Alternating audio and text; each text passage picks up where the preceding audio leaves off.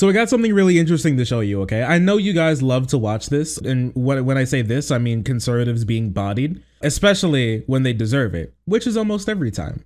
So, as many of us know, and as many of us dread, the midterms are coming up.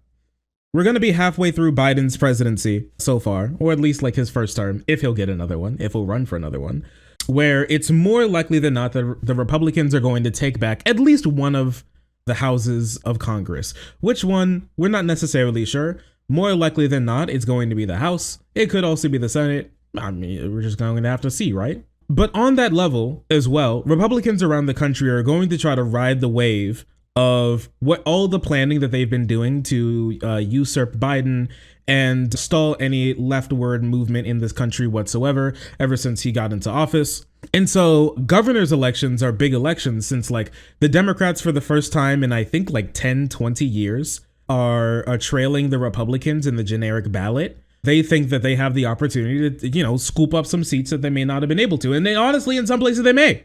The dislike for the Democrats and Biden isn't always translating into votes for the Republicans.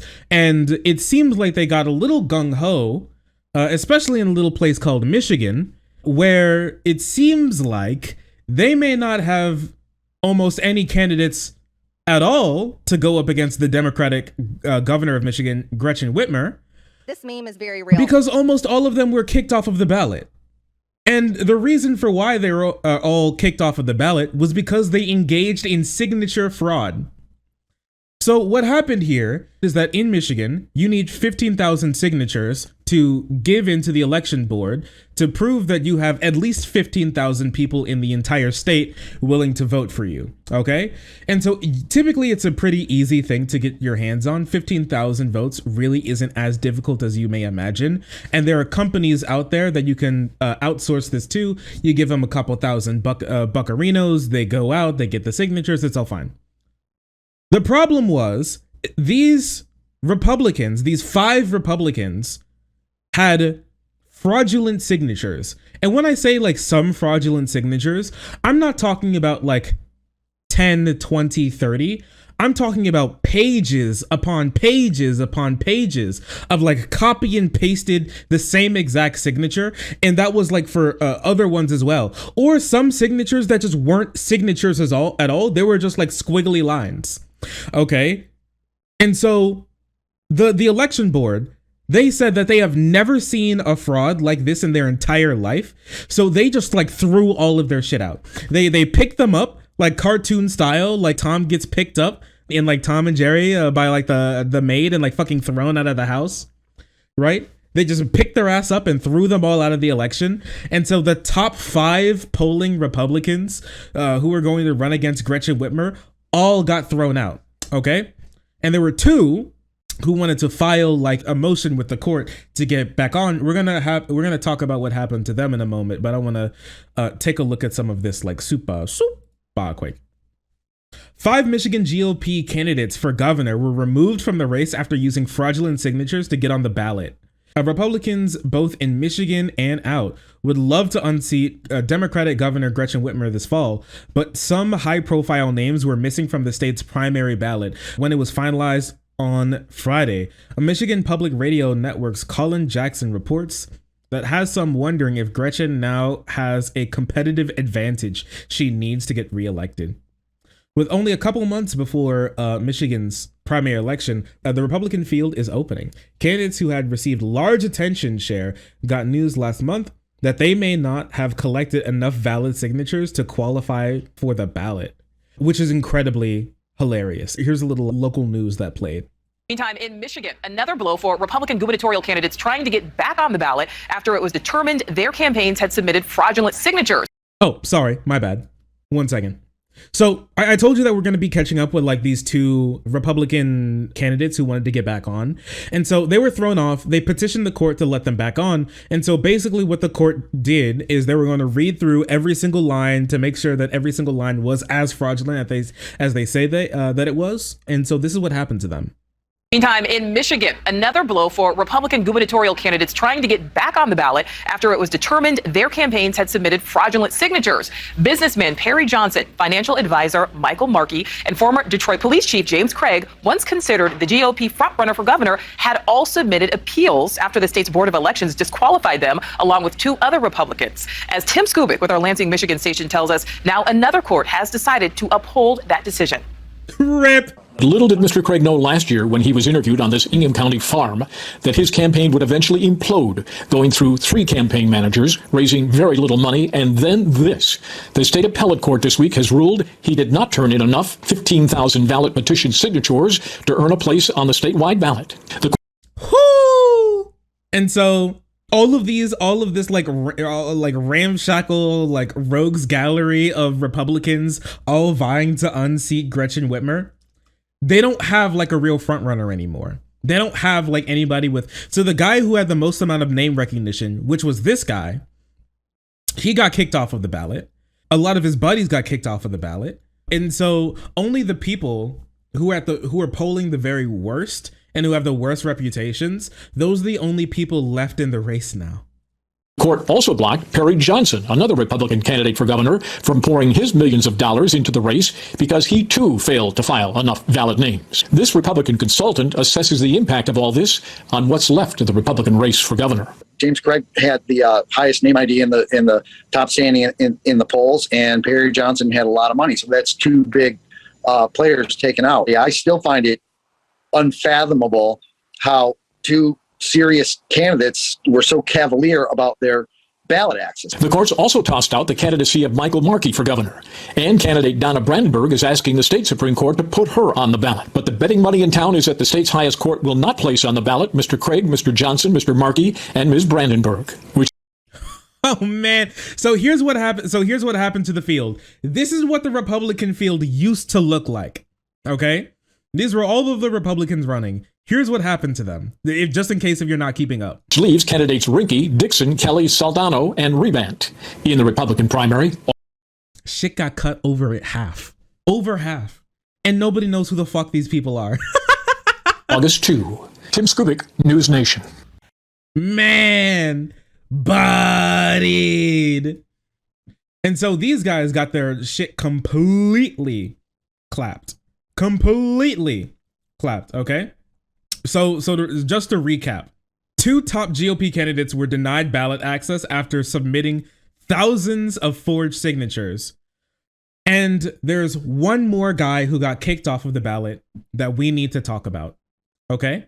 And because this guy and his story is probably, the one of the most interesting, all right? And so here's this guy, Ryan Kelley, because we just talked about, you heard his name, Ryan Kelley. He was leading, okay? Take a look at this. After Michigan candidate purge, Ryan Kelley leads the GOP race for governor. The GOP contest for Michigan governor has changed radically. Now James Craig, Perry Johnson, and 3 others are bounced off the ballot. A new poll shows that the relatively unknown candidate, Allendale's real estate agent Ryan Kelley, who was at the January 6th insurrection at the Capitol, leads the party's race with 19% support. And so this little part, like right here, is the part that we need to talk about, which makes his, I guess, like hopefulness in for a candidacy that really puts a bit of a damper on it, a little bit of a rut-row situation. I must say so myself.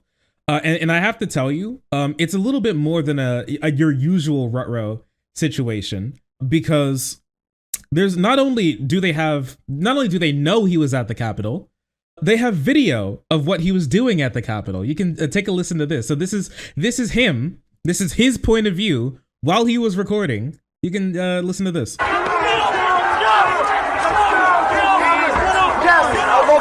on, let's go. This is war, baby. This is it. It's a revolution. So it's a revolution. Come on, this is it. This is war. 1776, baby. They were crossing the Delaware. That was him. That was him who screamed, "This is war." He did that. Oh, baby. Oh, no. And so you may be wondering, Shark, what's going to happen to this guy? Shark, like, somebody needs to tell the police that this guy was like at the Capitol and actually like pushing people to like go in, kill people, overthrow the government. Okay? That's what I typically would say. The problem is you don't have to tell them because they already got him. Ladies and gentlemen, we got him. FBI confirms that Michigan Republican gubernatorial candidate Ryan Kelley has been arrested. And so, just so we're keeping up, 5 Republicans were knocked off of the ballot. 3 more tried to proposition the court to let them back on. They all got their shit rocked and then kicked off again.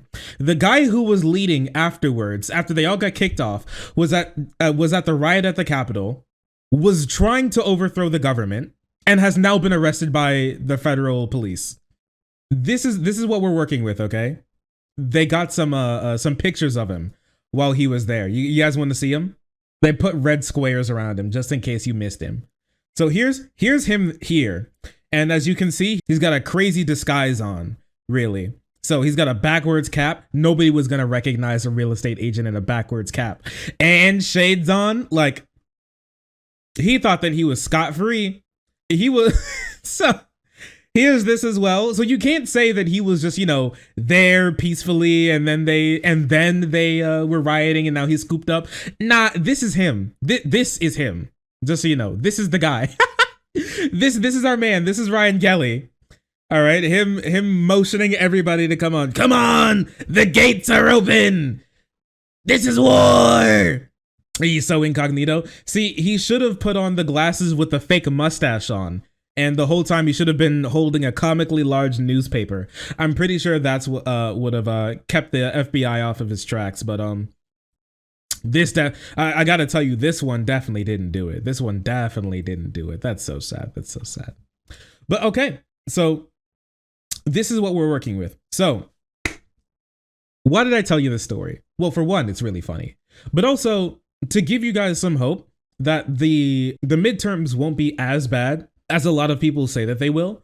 And it's even looking at the moment that Democrats have a lot of room to pick up governor seats, which is incredibly important since a lot of Republican legislatures have been pushing through a bunch of reactionary and like horrible laws. Now those Democratic governors would be able to overturn them. That on top of the fact that I want you to make sure that you get out there and not only vote, but do a little bit of campaigning in your spare time, as well as doing some more direct access. I want you to know your political career does not end with voting, right? It begins with voting. It does not end with voting. Voting is the least that you can do politically, not the most.